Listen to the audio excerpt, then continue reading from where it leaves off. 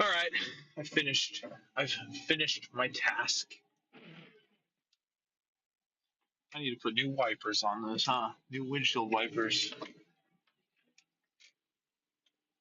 All right, we're off. We are off.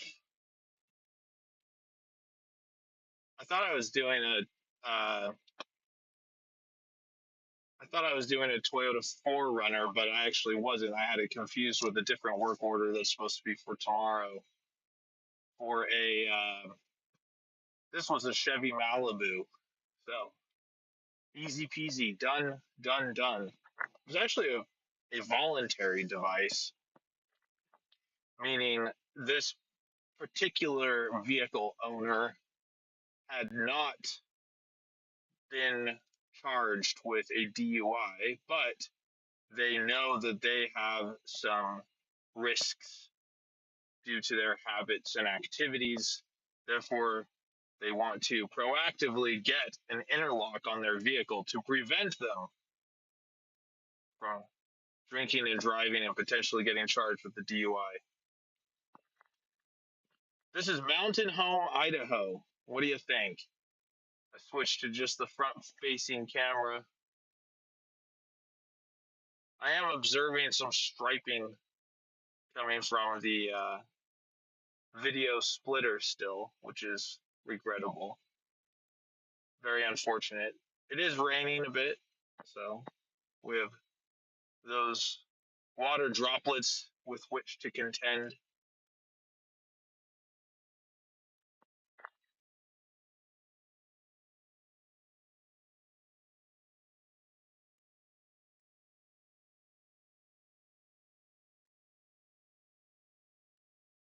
So come on in, ask me anything. We drive as we drive together.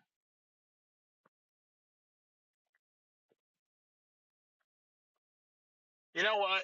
Pat Flynn, he's got this smart passive income podcast, and he also created like a YouTube channel based on Pokemon and goes around and speaks at Comic Cons using the principles that he's learned.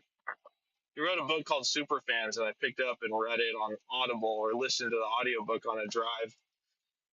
It was great. It was great. But the idea is to have a successful community online. You don't need millions of followers. You need a few thousand super fans. And so you build that based off of like a common interest, right? Or relatable content.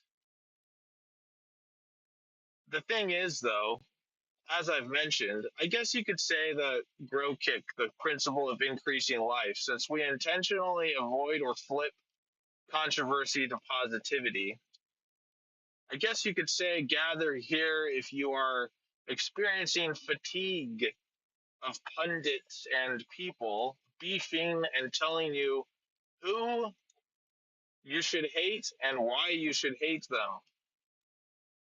So if you're tired of brands that are based off of cynicism, bitterness, and resentment, then welcome to Grow Kick, where we focus on increasing life and staying on the plane of creation through deep and profound gratitude to God, to this for this great universe and all of the opportunities we have been afforded and will continue to receive. So here we train our mindsets. We are creation athletes. If you listen to the Y Files, AJ did a great episode on synchronicity that just came out a day or two ago. And it talks about the New Thought movement and the ideas put forth by Napoleon Hill in Think and Grow Rich. Whatever the mind can conceive and believe it can achieve. Talks about Carl Jung's principles of synchronicity, how things happen in this life or this simulation that are just too coincidental. And he shares a bunch of wild stories about, twins who live the same life, marry someone with the same name, have the same type of pet, and give the pet the same type of name. And of course, all this is discovered later. But that's what Carl Jung calls synchronicity. I've got his red book. I haven't read it yet. Isn't that a shame? But I do have Carl Jung's red book, and I've heard it's a trip.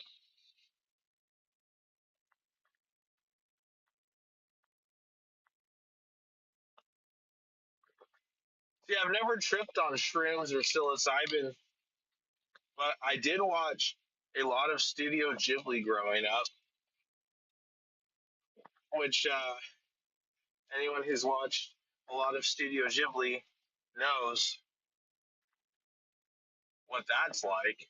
I'm a big fan, of course, but I'd like to say that really sitting down and experiencing something like Spirited Away or Howl's Moving Castle has to be about as close as you could get to a trip in mainstream media,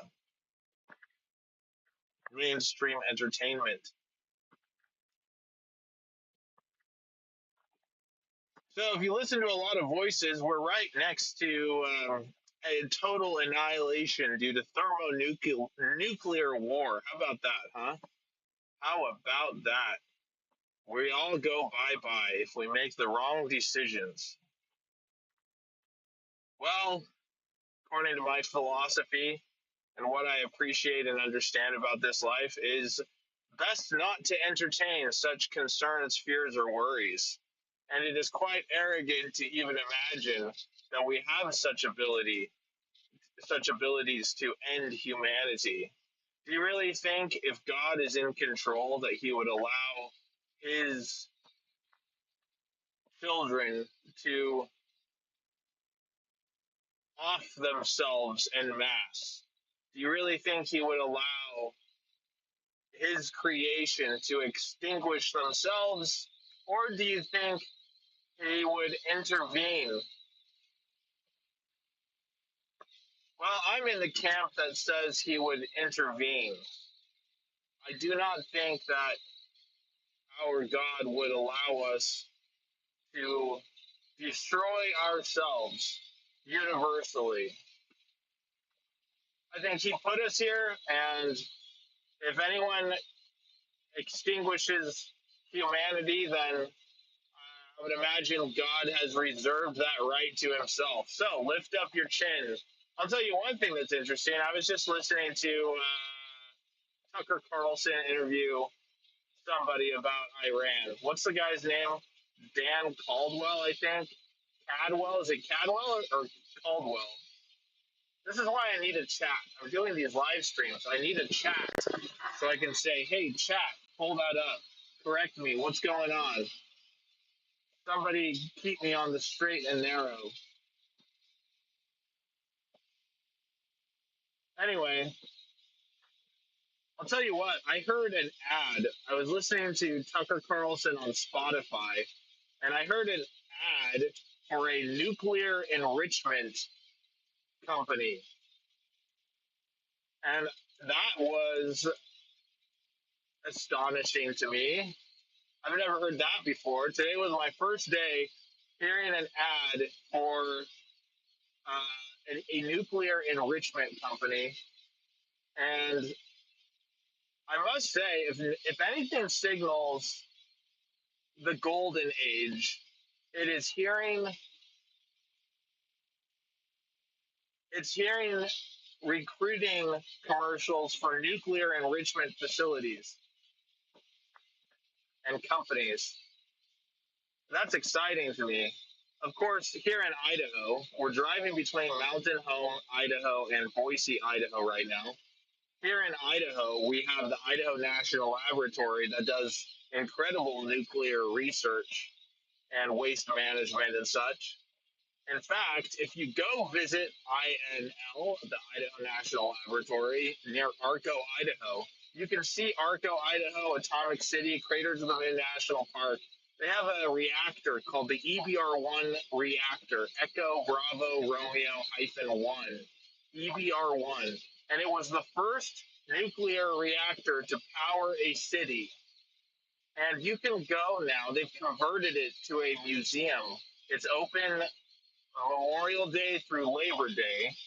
You can take yourself on a self-guided tour and see where they had the cooling rods. You can see where on the day of their first successful test, the nuclear engineers wrote their names on the wall, and they have a glass enclosure protecting their names that they wrote on the day of the first successful test.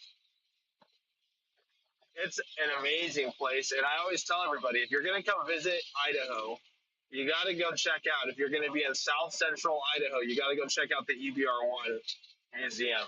It's one of my favorite stops in Idaho, and it's not far away from Stanley, Idaho, Redfish Lake. Look up pictures of Redfish Lake.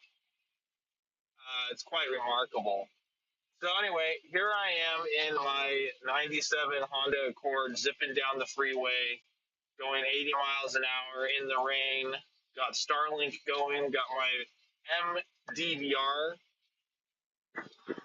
all my camera angles going on different input triggers. So I'm going to pass this semi truck here, this Cisco semi truck, the food company. I'm going to hit my turn indicators, and it shows me the camera on the side of the vehicle that I hit my turn indicators to. I've got a monitor in cab. My camera that's facing me is actually just, I've got a 4-channel MDVR system. My camera facing me is just a webcam that I have sitting on top of the 4-channel monitor. It's a beautiful day. Not much to see on the drive because there's not a lot of dynamism going on. No canyons on this trip, no majestic trees. But one thing is true, that's good news for us and for our Starlink signal. Because I have noticed that the Starlink Mini with the Roam Unlimited subscription is more sensitive than I would have previously thought. If I'm parked under a very large tree, then my Starlink Mini signal suffers. Now, I am coming from an industry doing vehicle electronics. I just came from installing an interlock system in a Chevy Malibu in Mountain Home, and that is an ignition interlock device that's designed to prevent the vehicle from starting until the driver provides a breath sample and verifies their non-intoxication status. Their sobriety must verify their sobriety below a satisfactory threshold before it will let them engage the starter of their vehicle. Anyway, from the 10 years I've been doing vehicle electronics, I installed GPS trackers and all that good stuff. And I was surprised that the Starlink Mini signal was so fragile and so sensitive, such that a tree screws it up. But it makes sense because when you're doing a GPS tracker, you really just need the coordinates. You need to be able to see a couple satellites and just send an occasional ping, which is far less data being passed than what I'm doing right now, which I believe streaming like this, I'm streaming to Restream and restreaming to X, Twitch, YouTube. I mean, I think I'm using about a gig an hour, up to 3 gigs an hour, because I'm streaming in 1080p. So from just my preliminary online research, it says that I should be consuming 1 to 3 gigs an hour by doing this. So hats off to Elon Musk and Starlink. I uh, I don't have a Tesla, but the Tesla robotaxi is the thing that's really going to end the IID ignition airlock device industry because hopefully they will help reduce the incident rate of DUI charges. Or why would you even risk getting a DUI if you could just very economically call a robotaxi to come pick you up and take you wherever you need to go? So they should decrease the incident rate of DUI offenses, but additionally, if you do have a DUI and you have a suspended license, some people might just opt to take robo taxis everywhere instead of taking robo taxis everywhere and just timing out their suspended license to get reinstated rather than going through the rigmarole of getting an ignition interlock device installed. Anyway, so we are athletes, creation athletes. We're training ourselves to to have sustained positive mental focus, to reject the physical manifestations of doubt and lack that prevent us from creating this reality. So Scott Adams had this video that I saw live, and I'm grateful I saw it live, but you can go back and watch it. It's called User Interface for Life. And I was there when he was doing the show, watching it live. Actually, that's not true. I take that back. I don't think I saw him do this part live. I might be misremembering that, but I think I listened to it or watched it the day he released it. Anyway, user interface for life. So I guess you could say when you see things like lack or struggle, poverty, violence, terror, suffering, uh, you could consider those viruses to your user interface program. It's a corrupting influence on your vision. What you focus on, you get more of.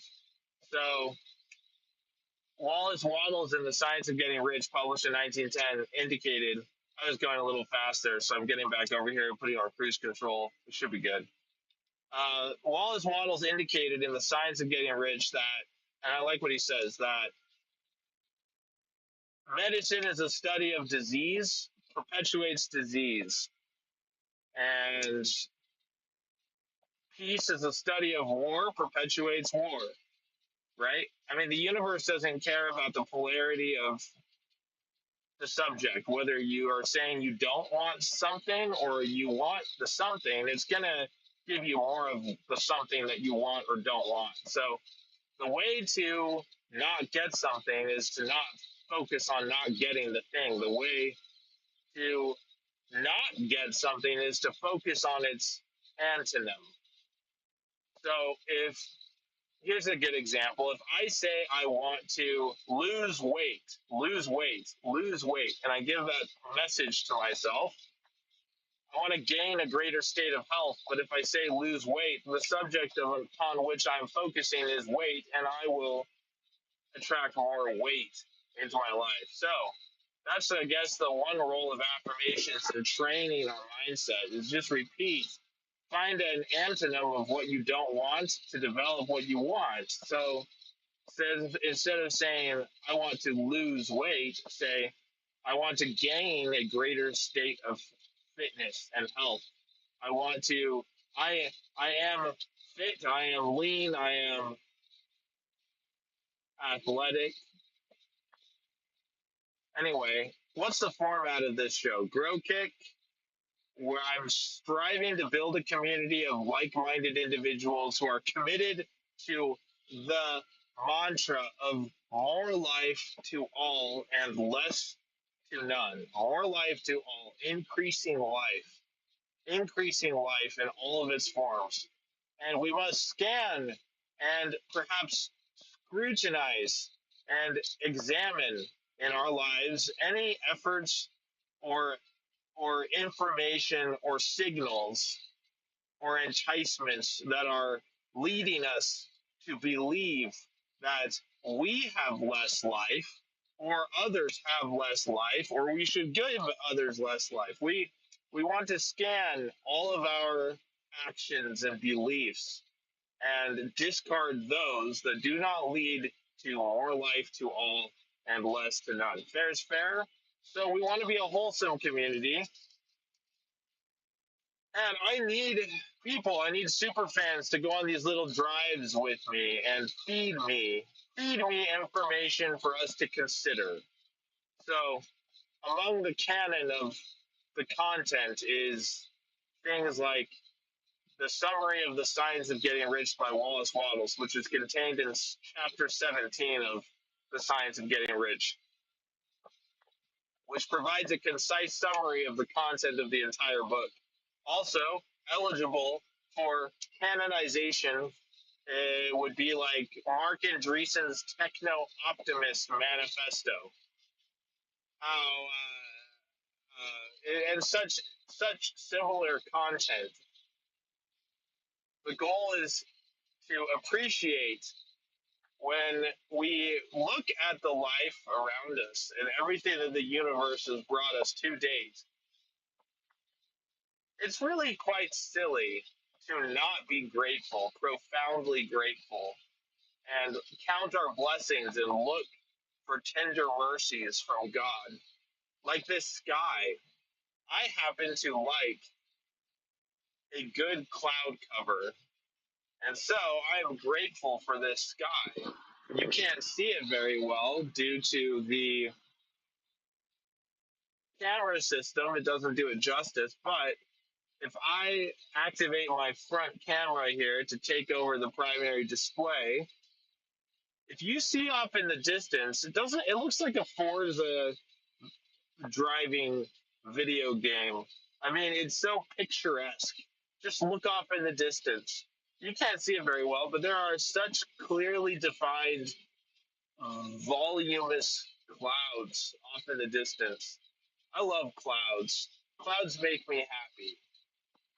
So I am grateful to see these clouds. And do not take them for granted. I was once installing AI dash cameras on a fleet of vehicles, and I called the company's call center in India. I should have asked what city they were in, but I asked if the angle of the cameras was dialed in to where it needed to be to have the AI functionality work as designed. So I said, check the camera alignments, please, my good call center rep. And the person on the other side, I forgot her name, but she just like was like, "Oh yeah, the angles look good. I see the driver facing camera has a good angle. You know, the driver's head rest and the head is in the slight upper half of the frame. You can see their hands on the steering wheel, so you can detect if the driver's wearing a seatbelt or not." And then she looked at the forward facing camera and she just went all silent because it so happened that that day there was not a cloud in the sky. It was bright robin egg blue, the sky was. And that call center rep just got all silent and then just started saying like, "Oh, the sky the sky is so blue. It is such a vibrant blue." And it struck me as like, here I am taking this sky for granted, and here is someone working in a call center in India who, barring they may have traveled to more rural areas, if they're in large metro areas, they may not have ever seen a sky as blue as what they saw through the camera that day. Just like me, if I were to check AI camera feeds in the Maldives or the Seychelles, um, so it's just people who are doomsday. Hey, we have to act today or the world's going to fall apart, and likely it is going to fall apart. I'm just going to try to survive as long as I can. It's like the same forces that brought us to be in this glorious and marvelous world, the same forces that have brought us here today. We had no control over the force that brought us here and gave us the opportunities. I'm not discounting the sacrifices of so many people who gave up so much to bring this to us. They are part of the system and force that brought us here. The most wonderful thing that we can do to express gratitude for their actions is to perpetuate positivity and stay on the plane of creation over competition, and to peace promote peace and love and unity promote good food, promote good music, promote good recreation and wholesome activities, and promote learning and intelligence, and promote improvement on life, increasing efficiency and the value of the proper use of time and the proper management of relationships. There's a book that somebody recommended to me once called The Big Leap by an author called Gay Hendricks. And in it, they reference this study. I should look up the study, but the idea, the whole entire point, let me summarize, is that of escalation.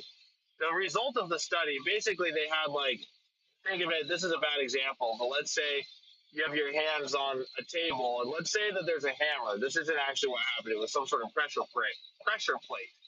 But let's imagine there was a hammer, and there's two of you sitting at a table, and you each have a hammer over one of your fingers, and then you have like a touchpad or a pressure pad. And when you press the pad, it will measure the force of your press and hit the other person's finger with the hammer with the same force by which you press the pressure plate. And the only instructions to the people in the study were you need to press the pressure plate with the same pressure you perceived to have been used by the hammer that hit your finger. You follow me? Sorry, got some allergies. I'm grateful for facial tissues. Where would we be without it? I'm grateful for Starlink.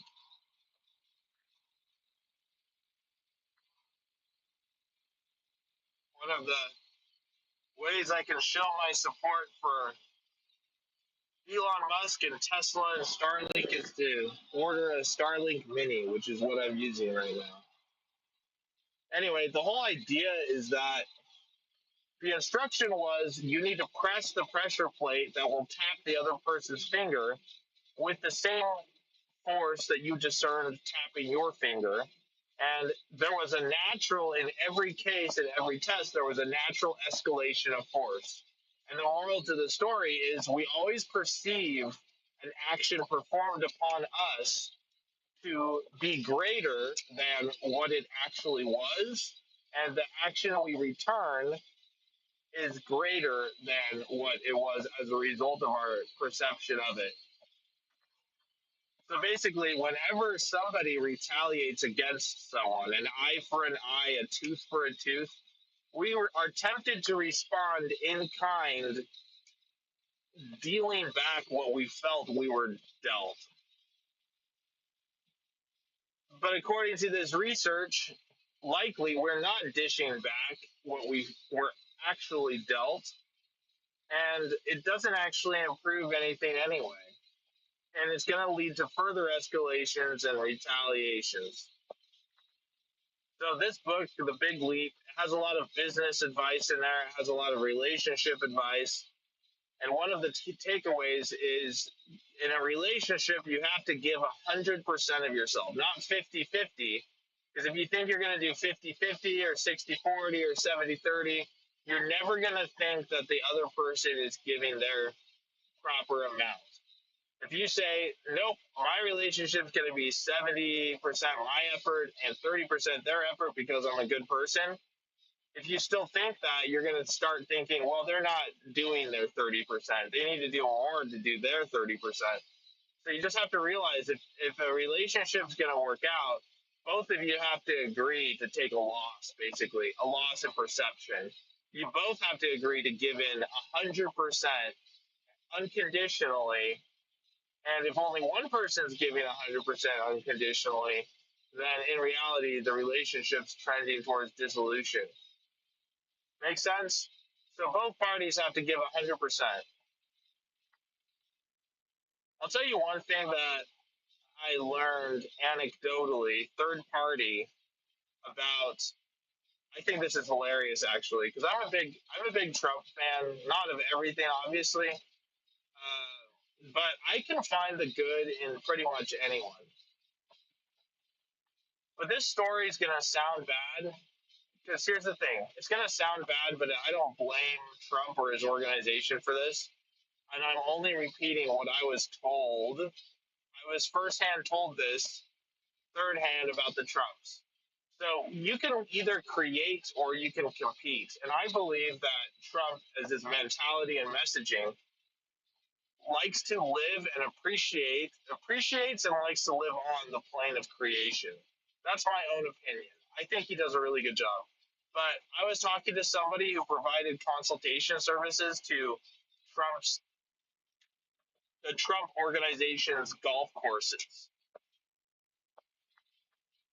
Um, and he said that he was told by a purchasing manager in the Trump organization to add a small surcharge on each invoice submitted and never expect to get your final invoice paid. So get this, the purchasing manager within the Trump organization basically said, just mark up all of your invoices because your last invoice will never get paid, pretty much by policy. And a lot of people might think, well, that's not right. That's not honest, but it is cunning and clever because if you perform $100,000 worth of service for an organization and by policy they don't pay their final invoice, let's say you spread that out over um, 10 payments for some reason. So 10 payments of 10,000 each. By the time you get your $90,000 and only 10,000 is left outstanding, if the vendor or your client does not pay that final 10, the likelihood that you're going to be mad enough to pursue legal action is low because you've already received your 90K. Furthermore, the cost of pursuing that remaining 10K will likely approach, if not exceed, the 10K that you're still owed anyway.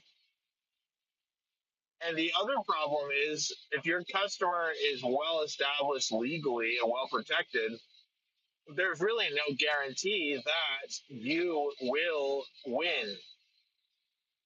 So more likely you'll just run out of money, or once you approach the threshold of spending 10K in legal fees, uh, if you throw in the towel and you're like, well, I've spent 9K in legal fees and I was only trying to get 10K back anyway, you can't just back out of that. You might get countersued to pay for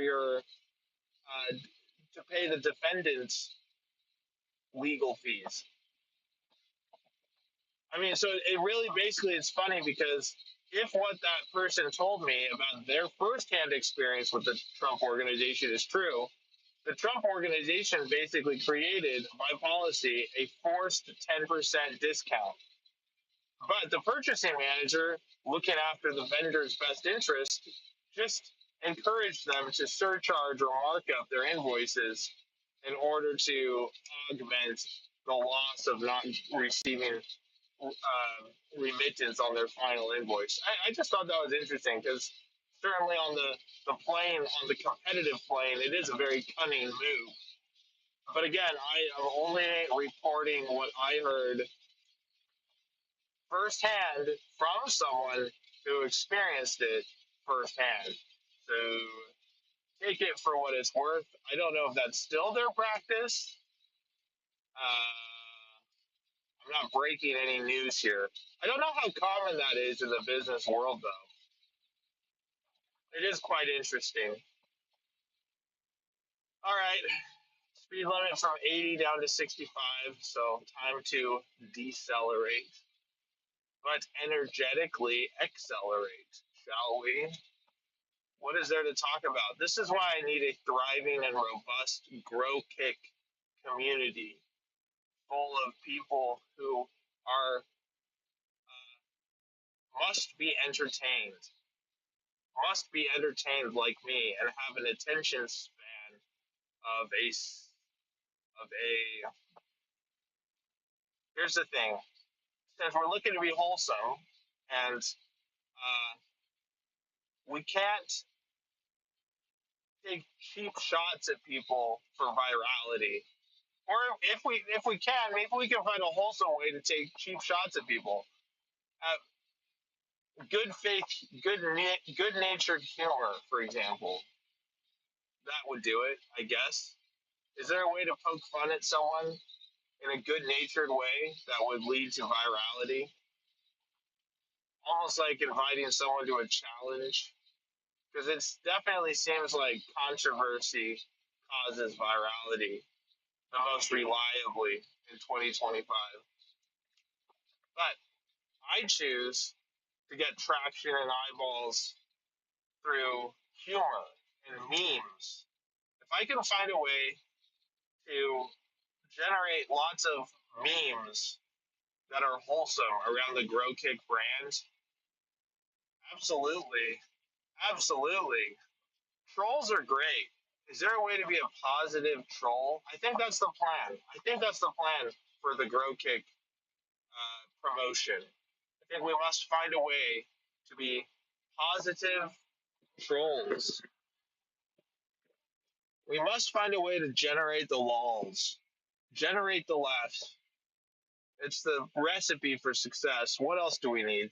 If we're going to do a live stream talking about news, mindset, what are the categories with which we must concern ourselves? Uh, Concern's the wrong word for that. What's interesting? Tech, science, entertainment.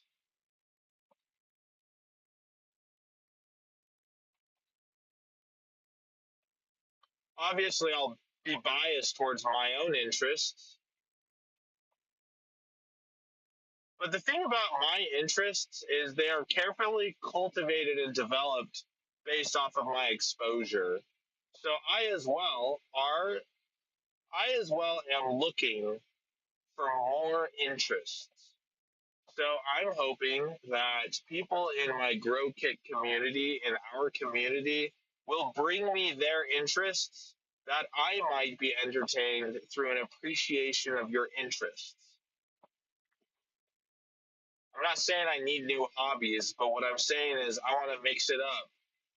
It's my theory that when you think about like the uncanny valley, if you were to merge many of the ideas around AI into, but what I'm saying is that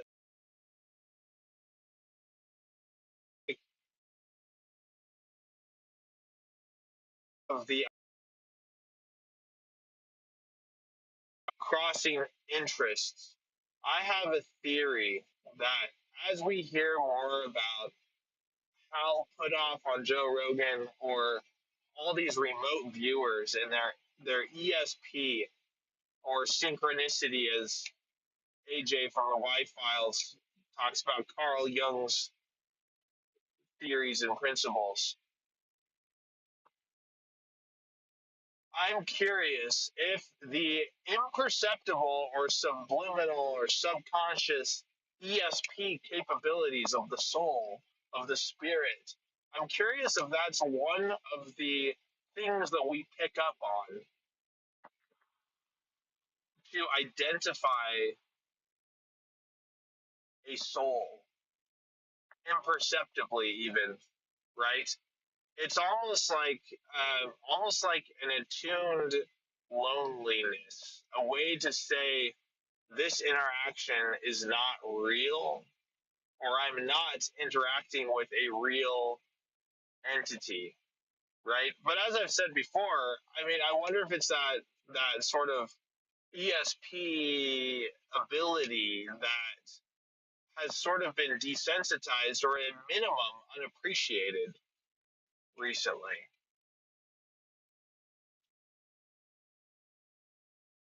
I think artificial intelligence, as I've said before, is a little bit of a regrettable term because it's more like abstract or automated intelligence. It's being trained on real intelligence in a way that is. That's the funny thing. When people are complaining about AI hallucinations, it's like, well, what do you think about human hallucinations or misremembering facts and things? I mean, I think AI's hallucinations are perhaps patience. It's like human just remembering facts and things all the time.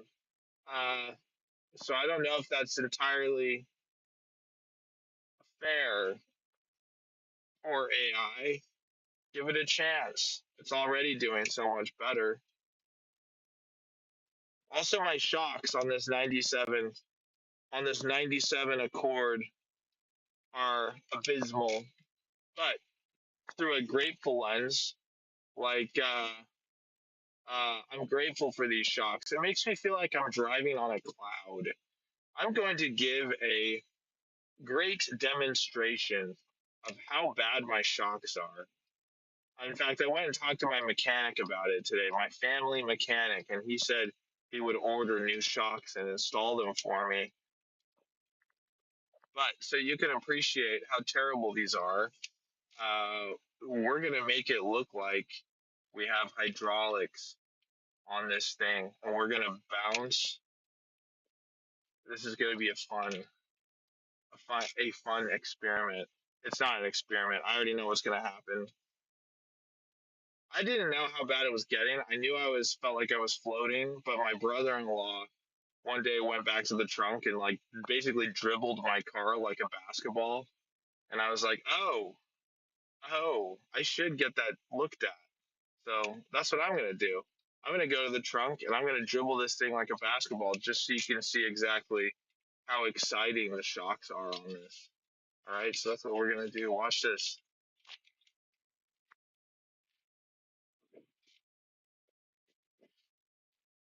It's seriously like dribbling a basketball.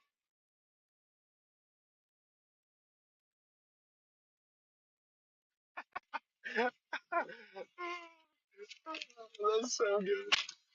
That's so good. I mean, it's not great. It's not great if you're going around a corner with a bunch of potholes because if this thing starts bouncing like that going around a corner at high speeds, it feels a little bit perilous. Feels a little bit perilous. Idaho has in and out now for people who are interested. I think we have three of them now in the valley. I think they opened up when? Last year? I want to say it was last year. Anyway, we don't have any viewers, but that's okay. Sad face, but I'm happy. At least, if nothing else, that it gives me a chance to uh, practice talking in front of a camera so that when people show up to our wholesome community, I'm better equipped to entertain them. So, Grow Kick, the wholesome and fun community where we consider efforts and recognize efforts to bring more life to all and less to none. And we learn and we do, we create, we think. We are each in possession of the most advanced biological specimen to ever grace this planet. Arrogance is tempted to take it for granted because it's not rare. Our bodies are not rare, but they are the most advanced thing walking on this planet. So don't be arrogant, be grateful, and appreciate all of these marvelous opportunities that we've been given. Okay? All right, that's it. I'm out. My drive is done. Have a good weekend.